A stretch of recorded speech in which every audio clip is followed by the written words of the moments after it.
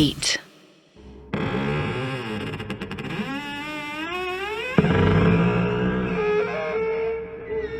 डर डर एक ऐसी चीज होती है जो हर इंसान को होता है। इंसान का पहला इमोशन शायद डर होता है, तभी एक बच्चा रोता है। मैं आज डर की बात इसलिए कर रहा हूं आप सबसे क्योंकि मैं आज आपको अपना सबसे ज्यादा भयानक एक्सपीरियंस बताने वाला हूं। आप लोग ये सोचते होंगे कि अर्श इतने सारे केसेस करता है तो उसको किस चीज से डर लगता है। खैर ये बहुत पुरानी बात है तो मैं इस बात को सिर्फ एक कहानी के तौर पे आपको बताऊंगा, लेकिन इससे जुड़ा हुआ जो किस्सा था वो और भी ज्यादा भयानक था।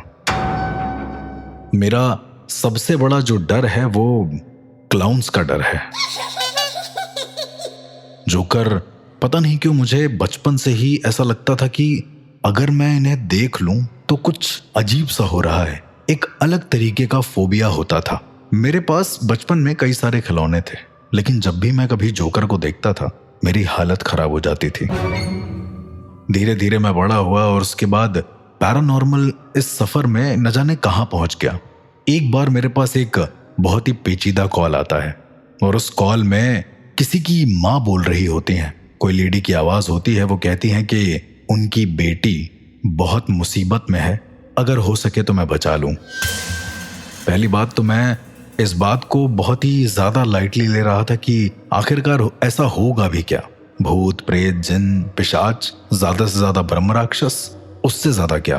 पर क्या होगा अगर मेरा सामना एक ऐसी एंटिटी से हो जो मेरा बचपन का फोबिया रहा हो। आप कितना भी छुपाने की कोशिश कर लें वो फोबिया सामने जरूर आता है।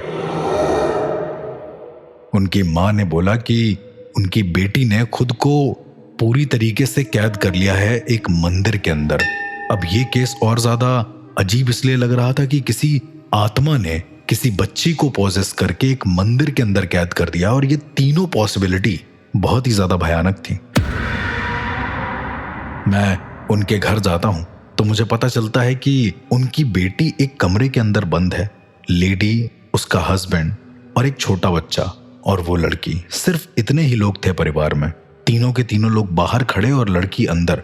वो लेडी मुझसे कहती है कि किसी ने इसको पोजेस कर लिया है और जिसने इसको पोजेस करा है वो एक जोकर है। मेरा दिल दहल गया था जब मैंने पहली बार ये वर्ड सुना। मेरे एकदम से बचपन की सारी मेमोरीज क्लैश हो गई। मैंने कहा कि आप परेशान मत हो। Being as a paranormal expert मेरा ये कर्तव्य बनता है कि मैं लोगों को डराऊं नहीं, लोगों को सांत्वना दूं कि सब कुछ ठीक हो जाएगा। मैंने यही कहा और उसके बाद गेट के बाहर जाकर बार बार आवाज दी। उस छोटी सी बच्ची का नाम चेल्सी था। अब चेल्सी बहुत ही ज्यादा खेलकूद करती थी और बहुत ही ज्यादा चंचल लड़की थी, पर अंदर से चेल्सी की आवाज नहीं आ रही थी। अंदर से ऐसा लग रहा था कि दो लोग हैं जो कंटिन्यू बोल रहे हैं, पर इन दोनों की आवाज मुझे समझ में नहीं आई। जब आप कभी जोकर की आवाज को बहुत ध्यान से सुनेंगे तो वो एक बौने होते हैं जो अपने नाक पे अलग अलग तरीके के चीजें लगाकर या फिर रेड बॉल्स को लगाकर पेंट करके वो अपने एंटरटेनमेंट का एक साधन बनते हैं और उसके बाद वो सर्कस में जाकर लोगों को एंटरटेन करते हैं। जोकर की ये मैं पूरी की पूरी वेशभूषा आपको इसलिए बता रहा हूं क्योंकि जब उनके पिताजी ने अंदर के सीसीटीवी कैमरे की फुटेज दिखाई तो मैं क्या देखता हूं कि अंदर वो बच्ची पूरा जोकर का मेकअप करे हुए बैठी हुई है और पूरे कमरे पर अलग अलग तरीके के चित्र बना रही है, ऐसे जैसे वो उन चित्रों से बहुत ज्यादा फेमिलियर हो। किसी आदमी का चेहरा, किसी एक मजिशियन का चेहरा जिसने एक बड़ा सा ओवरकोट पहन रखा है और एक कैप लगा रखी है। ऐसा करते करते उनकी बच्ची ने पूरे कमरे को कलर से रंग दिया था और खुद जोकर के गेटअप में थी। मैंने उनसे पूछा कि आप श्योर कैसे हो कि ये एक जोकर से ही पोजेस है। उनके पिताजी मुझे सारी बात बताते हैं। उनके पिताजी मुझे कहते हैं कि ये सब घटनाएं जो हो रही हैं ये एक सर्कस में काम करने वाला जोकर बीनू कर रहा है। अब यहां पर एक सवाल उठता है कि वो किसी पर ऐसे कैसे आरोप लगा सकते हैं। उन्होंने कहा कि बीनू मर चुका है और ये बात कन्फर्म है। मैंने उनसे कहा कि अगर आप मुझे पूरी बात विस्तार से बताएंगे कि आखिरकार हुआ क्या था, ये सारे के सारे किस्से होना कब से शुरू हुए। वो बताते हैं कि उनकी वाइफ और ये हस्बैंड, ये दोनों लोग अपने बच्चे चेल्सी के साथ जाते हैं घूमने के लिए और एक मेले में जाकर वहां पर शायद कोई शो लगा होता है, उसे देखते हैं। उसी के साथ साथ बहुत सारे मैजिक शोज भी चल रहे होते हैं जिसमें एक जोकर का इन्वॉल्वमेंट होता है, ऐसा उन्होंने मुझे बताया। तो वहां पर जाकर चेल्सी, जो कि उनकी बेटी थी, वो बैठ जाती है, वो पूरा शो देखती है। हर एक इंसान उस शो से उठकर चला जाता है क्योंकि किसी को अच्छा नहीं लगता, पर पता नहीं क्यों जो चेल्सी होती है वो वहीं पर बैठी रहती है। इसके बाद चेल्सी वहां से उठकर उस जोकर को बोलती है कि you have done it good. अब यहाँ पर एक बहुत अजीब सी चीज होती है। उनके पिताजी बताते हैं कि वो जोकर इतनी जोर से चेल्सी को पकड़ लेता है और कहता है कि तुमने मेरा साथ दिया, बाकी सबने छोड़ दिया, इसलिए अब से मैं तुम्हारे साथ रहूंगा। उसको हटाने के लिए पूरे गार्ड वगैरह भी आते हैं, पर वो जोकर रोता रहता है और चेल्सी भी उसको देखकर कहती है कि मैं तुमसे अलग नहीं होना चाहती, तुम बहुत अच्छे इंसान हो। समहाउ इन दोनों में कोई बॉन्डिंग हो जाती है। इनके पिताजी इस वक्त वहां पर नहीं होते हैं। जब इनके पिताजी वापस से आकर देखते हैं तो ये सारी चीजें हो रही होती हैं मेले के अंदर। वो किसी तरीके से अपनी बेटी चेल्सी को छुड़ाते हैं और वो जोकर बीनू पीछे से चिल्ला चिल्ला कर कहता है कि मुझे बताओ कि तुम्हारे घर कैसे आना है, मुझे बताओ कि तुम्हारे घर कैसे आना है। एक अजीब सी लेकिन दबी हुई पतली सी आवाज में वो कहता है कि मुझे घर बताओ, मुझे नहीं बताओगी, मैं भी आना चाहूंगा, मैं भी तुम्हारा दोस्त हूँ। वो इस तरीके से बोलते बोलते कार के पीछे पीछे दौड़ने लगता है। उनके पिताजी बताते हैं कि जब वो गाड़ी चला रहे थे तो उनके पीछे वो जोकर पागलों की तरह दौड़ रहा था। वो गिर रहा था, उठ रहा था, लेकिन फिर भी पूरा खून में लथपथ होने के बावजूद भी वो कार के पीछे पीछे दौड़ने लगा। उनके पिताजी ने कार रोकी और जाकर उस जोकर को 2 बार मार दिया और कहा कि दोबारा से मेरी बेटी के पीछे आए तो तुम्हारा बहुत बुरा हाल होगा। वो जोकर वहीं खड़े खड़े रोता रहा। वो कहता रहा कि चेल्सी मेरी बहुत अच्छी दोस्त है, मेरा और कोई दोस्त नहीं है इस दुनिया में, तो बस मेरी एक बार उससे बात करा दो या मुझे बता दो कि आपका घर कहाँ है। पर ये बातें तो एक रईस इंसान के समझ के परे होती हैं शायद। उनके पिताजी बताते हैं कि वो अपनी बच्ची और अपनी बीवी के साथ घर आ गए। घर आए हुए 2 दिन नहीं बीता होगा कि घर में अजीब अजीब सी घटनाएं शुरू हो गई। मैंने उनसे पूछा कि घर में क्या क्या हुआ था, ऐसी कौन सी पहली घटना हुई थी जो बहुत ज्यादा भयानक थी। उन्होंने अपने लड़के की ओर इशारा किया। उनका एक लड़का था जो कि करीब 12-13 साल का रहा होगा। चेल्सी की उम्र वही करीब रही होगी 10 साल की। उनके 12 साल के लड़के को जब मैंने देखा तो उसके पैर में चोट लगी हुई थी, पूरा पैर फ्रैक्चर था और ऐसे जैसे किसी ने इंटेंशनली उसके पैर पर बहुत बुरी तरीके से मारा हो। मैंने पूछा भी कि आखिरकार इस बच्चे को क्या हुआ, तो वो कहते हैं कि यही था वो पहला इंसिडेंट जो मैं आपको बताना चाहता हूँ। उन्होंने बताया कि एक सुबह चेल्सी और उनका बेटा रोहन दोनों गार्डन में खेल रहे थे।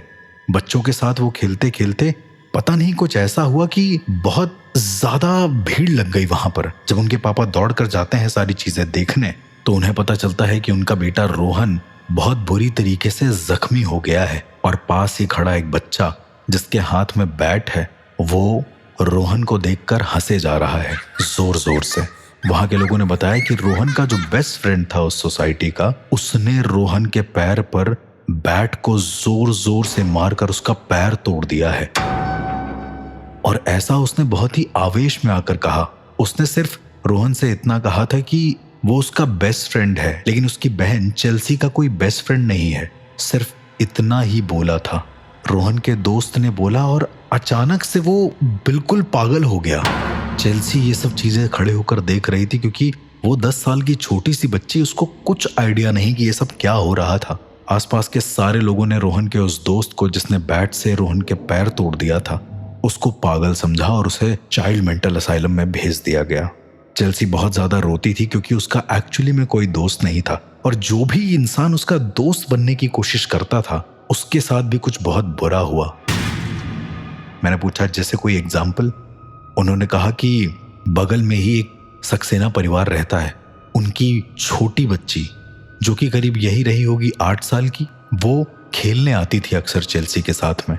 चेल्सी उसके साथ बहुत ज्यादा खेलती थी, लेकिन जब वो लोग मेले से वापस आए उसके 2-3 दिन के बाद जब वो वापस से खेलने आई बच्ची, तो चेल्सी के साथ खेलते खेलते कुछ बहुत अजीब हुआ।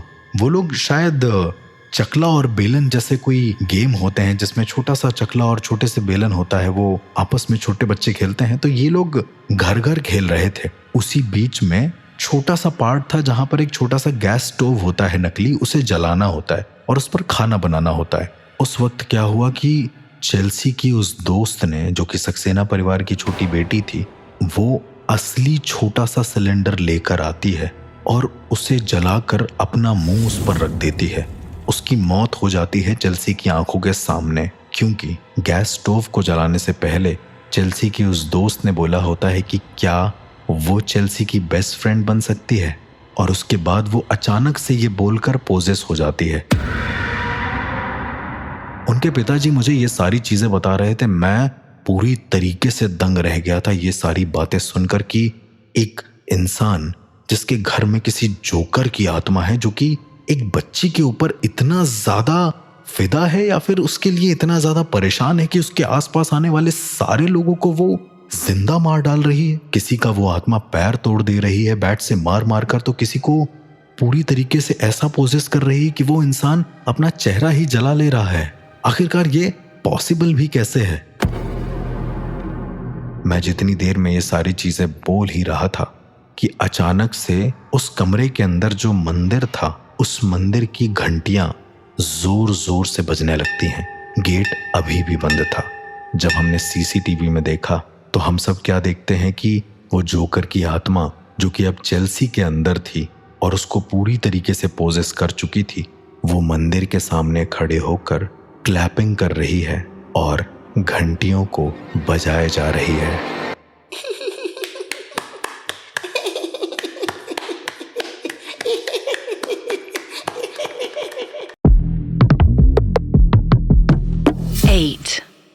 अपने सारे डर के चलते मैं जब अपने रियल डर यानी अपने बचपन के डर से, अपने फोबिया से जब रूबरू हुआ एक केस में, तो मेरी हालत खराब हो गई।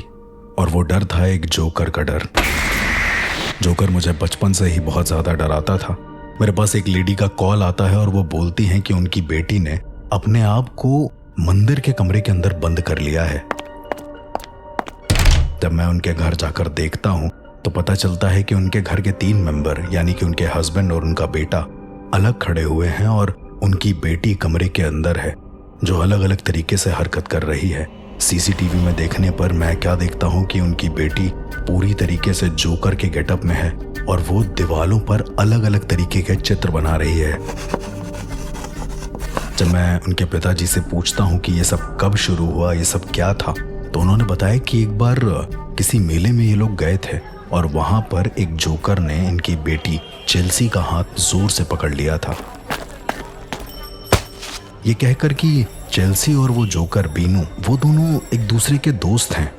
लेकिन लोगों ने उन्हें छुड़ाया और उसके बाद उसे जबरदस्ती अलग कर दिया गया। अलग होने के करीबन 2-3 दिन के बाद से ये सारी घटनाएं होना शुरू हो गई।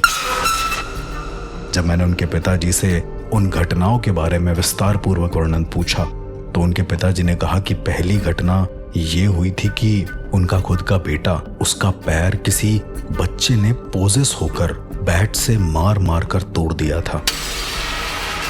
उस बच्चे को चाइल्ड मेंटल असाइलम में भेज दिया गया था, ये सोचकर कि वो बच्चा मेंटली इल है।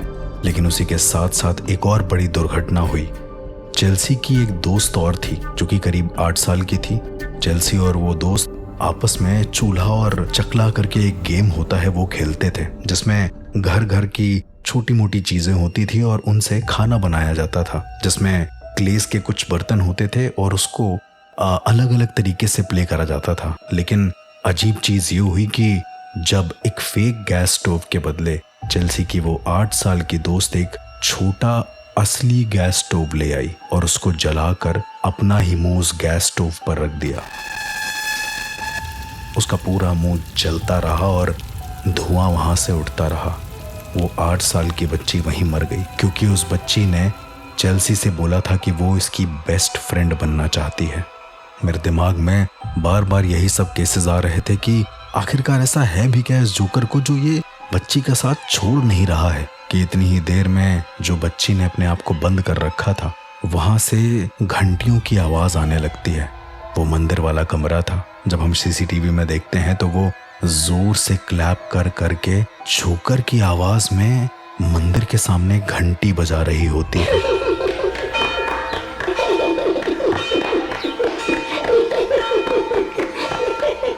अब ये केस मेरे लिए सॉल्व करना बहुत जरूरी हो गया था। पता नहीं क्यों मुझे एक अनकहा सा डर लगने लगा। मुझे लगने लगा कि कहीं ये जोकर मेरे पास ना आ जाए। शाम के करीब 7:30 बज रहे थे। उसने काफी देर तक घंटी बजाई है और उसके बाद वो लड़की वहीं सो गई। मैंने उनके पिताजी से बोला कि क्या आपने कभी इस दरवाजे को तोड़ने की कोशिश नहीं करी? उन्होंने कहा कि ये दरवाजा टूट तो जाएगा, लेकिन जैसे ही वो इस दरवाजे को तोड़ने की कोशिश करते हैं जिसके अंदर उनकी बेटी कैद है, तो वो बेटी अपना सर पटकने लगती है जोर जोर से। और सीसीटीवी में जब उनको अंदर की फुटेज दिखती है तो वो लोग अपने आप गेट तोड़ना बंद कर देते हैं। अब इन माँ बाप के पास कोई भी ऑप्शन नहीं था। ये क्या कर सकते थे? इवन मैं भी क्या कर सकता था? मैंने उस दिन केस को समझने के लिए वहां रुकना जरूरी समझा। बहुत ज्यादा डर तो लग रहा था, लेकिन मैं फिर भी वहां के हॉल में बैठा और इस केस को और ज्यादा ऑब्जर्व करने के लिए मैंने अपने गुरु मंत्रों के साथ साथ मैंने अपने द्वारा की गई कुछ साधनाओं का भी आवाहन किया। ये जानने के लिए कि अंदर क्या हो रहा है मुझे सीसीटीवी की जरूरत नहीं थी। मुझे बस ये जानना था कि वो जोकर अभी भी उस बच्ची को पोजेस क्यों करे हुए है। मेरे साथ उनके पिताजी बैठे थे। मैंने उनसे पूछा कि ये बताइए कि ये बच्ची कब पोजेस हुई? आखिर ऐसा कौन सा दिन था जिस दिन ये बच्ची पोजेस हुई? क्योंकि वो तो मुझे आपने नहीं बताया। वो बताते हैं कि एक दिन वो बच्ची अपने कमरे में ही कुछ खेल रही थी। उनके पिताजी ने कहा कि यहाँ से चलना है, अब हमें शायद इस घर में नहीं रहना है। जिस दिन उन्होंने ऐसा बोला वो बच्ची भागते हुए घर से बाहर चली गई। उनके पिताजी ने समझा कि शायद ये ऐसे ही कहीं जा रही है, पर जब बहुत देर तक वो आई नहीं तो उनके पिताजी ने उनका पीछा किया। उस बच्ची का पीछा करते करते जब उनके पिताजी बहुत दूर तक निकल गए तो उनको पता चला कि वो पास ही स्थित एक मेले में जाकर खड़ी हुई है, जहां पर उसी जोकर का मेला लगता था, एक जादूगर के साथ में। पर अब वहां पर वो जोकर नहीं है। वो उस मेले में जाकर बहुत खुश थी। उनके पिता ने बोला कि फिर से तुम यहाँ आ गई, और उसे हाथ पकड़कर वापस ले आए। लेकिन इस बार उसके चाल ढाल में बहुत ज्यादा बदलाव था। कुछ ऐसा बदलाव जो शायद उन्होंने कभी नोटिस नहीं किया था। उनकी बच्ची एक अजीब तरीके से चलने लगी और जोर जोर से हंसने लगी। चेल्सी, चेल्सी, चेल्सी अपनी ही आवाज में अपने आप को पुकार रही थी। उनके पिता ने उसे बहुत समझाया कि बेटा अब यहाँ पर कुछ भी नहीं है, यहाँ से चलते हैं, पर उसने एक नहीं सुनी। उसके पिता ने उसे जबरदस्ती वहां से ले जाने की ठानी और घर ले जाकर रूम को बंद कर दिया। रूम को बंद करने के बाद रात को करीबन 1:30-2 बजे के आसपास की बात होगी। उनके पिताजी बताते हैं कि रात को पूरे घर में एक आवाज गूंज रही थी, और वो आवाज किसी और की नहीं, उस जोकर बीनू की थी। वो कह रहा था, चेल्सी, देखो मैं खेलने आया हूँ। Where are you, Chelsea? I'm gonna find you. और वो इस तरह से कहते कहते उसकी आवाजें बहुत ज्यादा बढ़ गईं। जब उनके पिताजी और मम्मी बाहर आकर देखते हैं तो वहां पर कोई भी नहीं होता है, बस बहुत सारी बॉल्स होती हैं जो शायद जोकर्स अपने प्ले में यूज करते हैं। जब वो अपने बेटी के कमरे के पास जाते हैं तो उनके कमरे के अंदर से वो जोकर की आवाज आती है, और वो उनकी बेटी चेल्सी से कह रहा होता है, देखो चेल्सी, मैं आ गया। अब हमें कोई अलग नहीं कर सकता। जैसे ही उनके परिवार वाली ये आवाज सुनते हैं, उनके पिताजी ने मुझे बताया कि वो लोग दरवाजा तोड़ने की कोशिश करते हैं, लेकिन अंदर से वो जोकर एक अजीब सी आवाज में कहता है, ऑडियो जंगल, दरवाजा मत पटको, बेटी मर जाएगी। चेल्सी, अपने आप को मार डालो। जैसे ही वो जोकर की ये आवाज आती है, चेल्सी अपना सर पटकने लगती है जोर जोर से, और वो सुनाई देता है बाहर उनके खड़े पेरेंट्स को। चेल्सी का भाई जो नीचे बैठा होता है हॉल में, वो ये सब चीजें सीसीटीवी में देख रहा होता है कि उसके कमरे के अंदर वो अपना ही सर जोर जोर से पटक रही होती है और उसके सामने कुछ रखा होता है जो शायद सीसीटीवी में उतना विजिबल नहीं होता है। उसके बाद उनके पिताजी ने माफी मांगी और उस जोकर से कहा कि आई एम सॉरी, बस मेरी बेटी को छोड़ दो।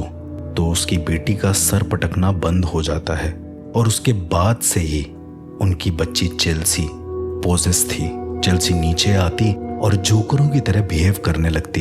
वो आकर नीचे खाना खाती और खाने को कभी उछाल कर अपने हाथ में ले लेती। जब उससे कोई ज्यादा बहस करता तो वो इतने गुस्से में देखती जैसे मानो वो सामने वाले को मार डालेगी। और एक दिन चेल्सी ने अपने भाई को इतना जोर से मारा उसके पैर पे कि उसका फ्रैक्चर वापस से ताजा हो गया।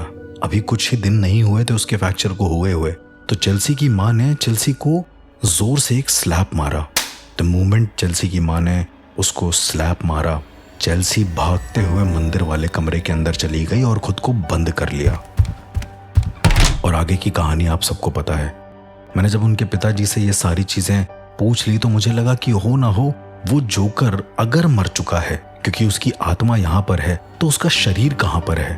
मैंने उनके पिता से पूछा तो उनके पिताजी ने कुछ ऐसा खास बताया नहीं। मैंने पूछा कि वो किस सर्कस से बिलोंग करता है, आप उस सर्कस में एक बार कॉल करिए। उस रात मुझे बहुत डर लगा। उस रात मेरे सामने मैं देखता हूँ कि एक जोकर खड़ा हुआ है जिसके हाथ में बहुत सारी मिट्टी है और वो मुझसे कह रहा है, अर्श, I'm gonna find you। एक गेम देखोगे? मैं जैसे ही उस जोकर की ओर देखता हूँ मुझे क्या आहट होती कि मेरे बगल से उनके पिताजी की सांसें आ रही हैं। जब मैं उनके पिताजी की तरफ देखता हूं तो वो जोकर की तरह एग्जैक्ट अपना चेहरा करके बैठे होते हैं। आंखें एकदम बड़ी बड़ी, नाक पर एक बड़ा सा शायद कोई लाल बॉल लगाकर, और वो कहते हैं कि You never gonna find me। मैं ये देखकर इतना ज्यादा डर जाता हूँ कि 2 कदम पीछे हटा लेता हूँ। उनके पिताजी को अचानक से होश आता और वो कहते हैं कि मैंने ऐसा क्या करा। मैंने उनसे कहा कि आपको उस जोकर ने पोजेस किया है इस रात। उनके पिताजी से मैंने किसी तरीके से उस सर्कस का नंबर लिया और उसी रात वहां पर बैठकर उस सर्कस पे फोन किया। वहां फोन करने पर पता चलता है कि जिस रात चेल्सी को उनके पिताजी ले जा रहे थे, जिस रात वो जोकर उनके पीछे पीछे भाग रहा था, उसी रात उस जोकर की मौत हो गई। एक शायद कोई गाड़ी आ रही थी जिसने टक्कर मारी और वो जोकर मर गया। अब यहाँ पर एक बड़ी अजीब सी चीज आती है। अगर वो जोकर मर गया तो वो जोकर इनकी बच्ची से जुड़ा कैसे है? कुछ तो ऐसा था जो मैं मिस कर रहा था कहीं ना कहीं पर। मैंने उनको पूछा कि वो मजिशियन जो उस जोकर के साथ रहता था उसका मुझे नंबर मिल पाएगा। किसी तरीके से उसका नंबर अरेंज हुआ और जब मैंने बात की उस मजिशियन से तो मुझे बहुत भयानक चीज पता चली। वो मजिशियन बताता है कि वो जोकर अक्सर अकेला रहता था, उसके पास कोई खेलने के लिए नहीं था। वो आता था उसके साथ मैजिक शो करने और बस मैजिक शो में एज अ एंटरटेनर बन के वो सबको एंटरटेन करता और चला जाता था। लेकिन मेले वाले दिन एक बच्ची आई, यानी कि वही चेल्सी, और उसने आकर अपना एक छोटा सा खिलौना जो चेल्सी के हाथ में ही था वो उस जोकर को दे दिया। जोकर इतना खुश हो गया कि उसने अपने हाथ में बंधा हुआ एक छोटा सा बैंड उतार कर चेल्सी को पहना दिया। मैंने तुरंत उस जादूगर को वहीं पर रोका और मैंने सोच लिया कि बस शायद यही हर एक चीज की जड़ है, शायद यही एक चीज है जो चीजों से छुटकारा दिला सकती है। मैंने उस मजिशियन को पूछा भी कि और उसके अलावा ये जोकर की कोई बैक हिस्ट्री? तो मजिशियन कहता है कि ये जोकर जिस फैमिली से बिलोंग करता था वो फैमिली ब्लैक मैजिक करती थी और ब्लैक मैजिक के चलते ही इसे बहुत मारा जाता था। मतलब ये पूरी तरीके से ट्रॉमेटाइज था। मैं समझ गया कि हो ना हो उस जोकर की आत्मा उसके उसी बैंड में आ गई होगी मरने के बाद, क्योंकि कहा जाता है कि यदि कोई इंसान की मौत हो और उस मौत होने से पहले यदि वो किसी से मिले तो उसकी आखिरी इमोशन किसी एक चीज में ट्रांसफर हो जाती है, जैसे इस जोकर की हुई उस बैंड में। शायद नियति को पता था कि वो जोकर मरने वाला है, इस वजह से उस बैंड में ही उसकी सारी आत्मा चली गई। जब वो मरा तो चेल्सी के घर आने के बाद से हादसे होना शुरू हो गए। चेल्सी को बीनू दिखने लगा बार बार। बीनू के बारे में सारी बातें पता करने के बाद मैंने बीनू के घर वालों के बारे में जब पता किया तो एक लिंक निकल कर आया। अगली सुबह मैंने बीनू के पिताजी को बुलाया। उसी घर में। अभी तक मंदिर का गेट खोला नहीं था। बीनू के पिताजी को मैंने सारी बात बताई और उनको मैंने ठीक वैसे ही करने को बोला जैसा मैंने कहा था। बीनू के पिताजी चेल्सी के घर आते हैं और उस मंदिर के गेट के सामने बैठकर जोर जोर से रोने लगते हैं। वो कहते हैं कि बीनू बीनू बीनू बाहर आ जा, बीनू बीनू मुझे देखना है एक बार तुमको, बाहर आ जा बीनू। वैसे बोलने लगते हैं कि तभी अचानक से एक बहुत ही रहस्यमयी घटना होती है। गेट खुल जाता है और वो चेल्सी जो बीनू की तरह पूरा गेटअप करी होती है वो बाहर आती है। मैंने उनके पिताजी को बोला था कि जैसे ही वो बाहर आए उसका हाथ पकड़कर उसके हाथ से किसी तरीके से वो बैंड निकाल देना जो बीनू का बैंड था। अब वो आत्मा अपने पिता को समझ तो जाती है और उसे आकर हक कर लेती है, लेकिन उसी वक्त उनके पिताजी वो बैंड निकाल कर मेरी तरफ फेंक देते हैं। जैसे ही वो मेरी तरफ फेंकते हैं चेल्सी बहुत बुरी तरीके से आक्रामक हो जाती है।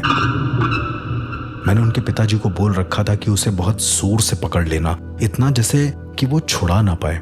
उसके बाद मैंने उस बैंड को लेकर सीधा अपने पास रखे पवित्र शमशान की राख में डाल दिया।